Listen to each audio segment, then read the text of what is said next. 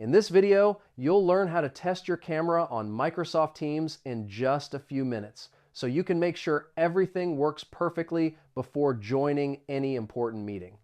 First, open Microsoft Teams on your computer or mobile device.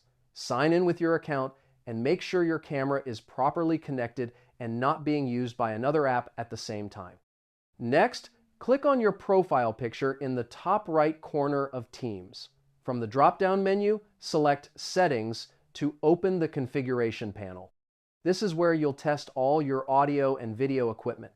Now, click on Devices in the left sidebar of the Settings menu. You'll see options for your speakers, microphone, and camera. This is the central place to manage every device used during your Teams meetings. After that, find the camera section.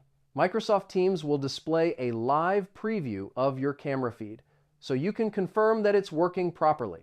If the preview is blank, select a different camera from the drop-down. Once your camera is working, you can also adjust additional settings like background effects, video quality, and lighting. Test these features in the preview to make sure you'll look professional during your next Teams meeting. And that's it. Your camera is now tested on Microsoft Teams, and you're ready for any virtual meeting.